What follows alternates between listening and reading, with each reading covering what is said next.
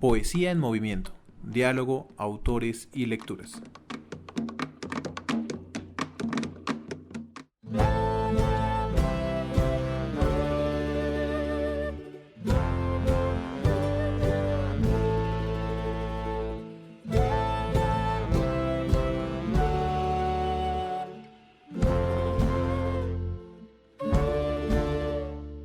Bienvenidos a este primer podcast de la serie que haremos junto al Caricuervo en torno a la poesía colombiana. Durante estos podcasts propondremos una exploración a la obra de 4 poetas colombianos que son protagonistas de la serie editorial de poesía del Instituto Caricuervo. Bienvenidos.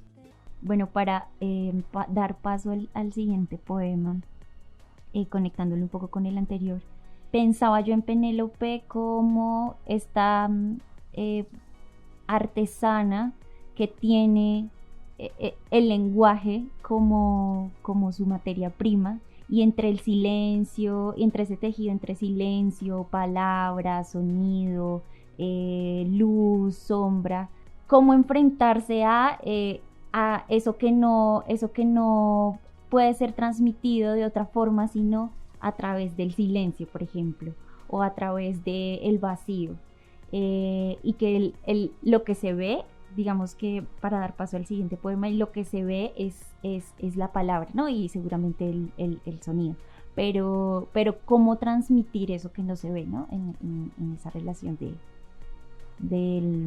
con el lenguaje.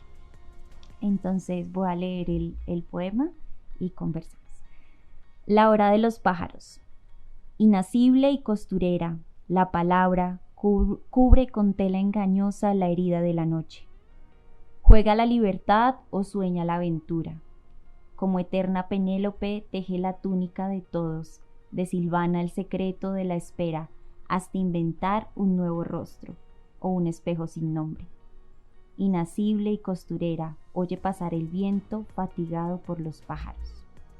Esta es una Penélope, digamos, como la de la tradición, tejiendo y destejiendo, oyendo además el tejido, en el tejido, oyendo el sonido del hilo que se teje, que es simultáneo al sonido de los pájaros, pero es el viento, ¿no es cierto?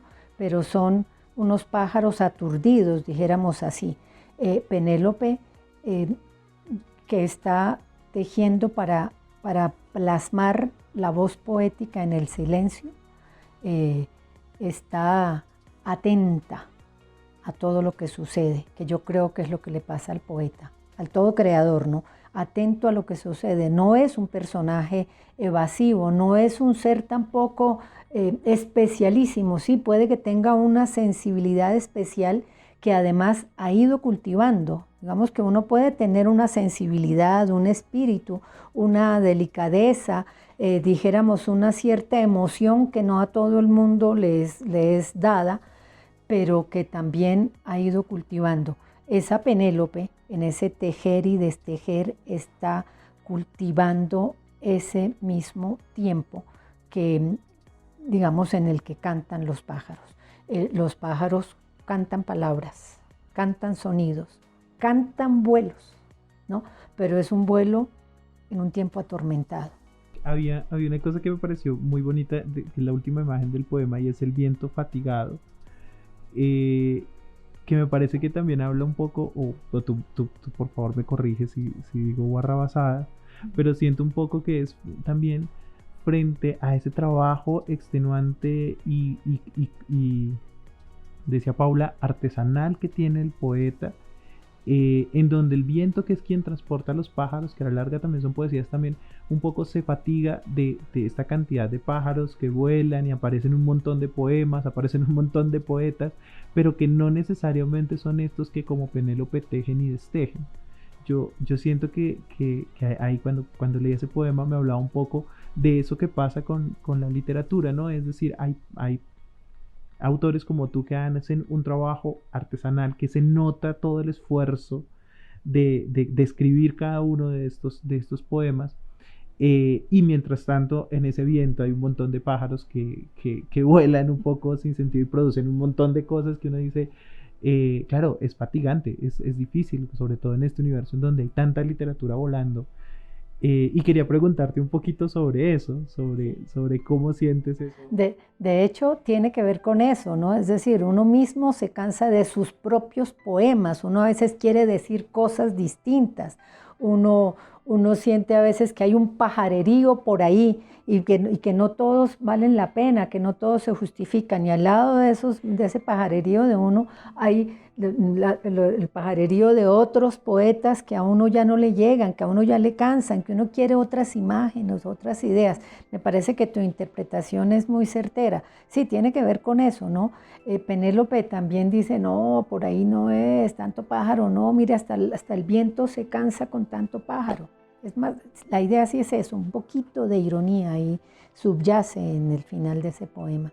Sí, que es muy, muy interesante porque también yo siento un poco que claro, es un gran reto ser un poeta que diga cosas nuevas, pero también es cierto que un poco en los imaginarios que nos hemos hecho todo el tiempo sobre la poesía, nos quedamos precisamente con esos pájaros que repiten y repiten, volviendo a la metáfora de los pájaros como loros, algunas fórmulas establecidas, y porque además es un reto tratar de leer una cosa que se plantee, un ejercicio diferente. Yo decía al comienzo un poco de la entrevista que al principio fue un reto enfrentarme, pero te da la posibilidad precisamente de explorar esas nuevas visiones o esas nuevas formas de la poesía que no son nuevas porque se acaban de inventar, sino son nuevas porque definitivamente en un universo en donde hay tanta cosa, esto empieza a llamar mucho la atención porque es muy diferente, porque se plantea unas preguntas y la posibilidad de meditar, que me parece que es muy poderoso en el ejercicio de lo que hacemos un poco también con la promoción de lectura.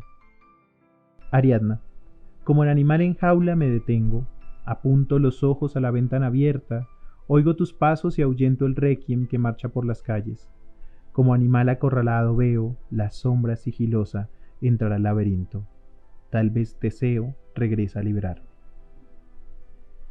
Bueno, a mí me gusta muchísimo, bueno, este poema digamos, de la selección que hice de este libro, escogí estos dos poemas porque me parece muy interesante el tema del mito de Ariadna. Tradicionalmente sabemos que Teseo entra al laberinto y Ariadna con el hilo lo guía para que mate al Minotauro y se vaya, pero lo que no siempre se sabe es el abandono de Ariadna por Teseo.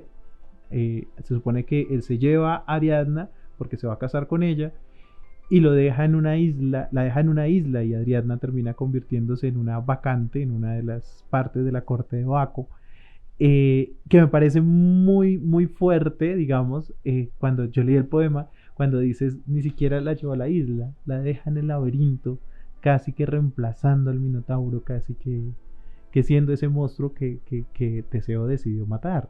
Pareció muy poderoso, muy fuerte y que además habla un poco o bueno, como yo lo sentí, habla un poco de esta idea de la mujer y de esta idea de esta mujer que se entregó, que salvó a Teseo, que le dio absolutamente todo, le permitió ser el héroe mítico que es Teseo, y él la deja y ella aún así está esperando que Teseo regrese a buscarla, a salvarla. Y quería que nos comentaras un poquito sobre este poema. Sí, me encanta lo que has dicho. De hecho, es un poema en el que, como en otros que yo hago sobre mitos, humanizo el mito de alguna manera. Bueno, los mitos son muy humanizados, es decir, por algo les sirven para interpretar situaciones de la vida cotidiana, no solamente son esos personajes sagrados o heroicos, pero aquí hay una subversión del mito, ¿no? Ariadna era la liberadora de Teseo, ella aquí está esperando que Teseo la libere, es decir, es la esperanza, pero el poema también tiene que ver con la situación, no está directamente dicho, miren este mundo o miren este país en el que estamos, ¿no? Que es la violencia, el horror, ella está encerrada detrás de los muros del horror o bajo los muros del horror o entre los muros del horror, por eso necesita alguien que libere, necesita la libertad. El poema tiene también que ver con eso, ¿no? Sí, es Ariadna esperando la liberación de Teseo como si fuera el amado, como si el amor fuera liberador, pero al mismo tiempo es una Ariadna encerrada en un lugar terrible. No es solo el laberinto tradicional, es el laberinto de la violencia, puede ser, ¿no? Por lo menos cuando lo escribí pensaba en eso. No sé si logré transmitirlo, pero hay el Requiem que avanza por las calles tiene que ver con esto. Es un país de muerte. Que me ha dado tanto, me dio el corazón, que agita su marco, cuando miro el fruto del cerebro humano.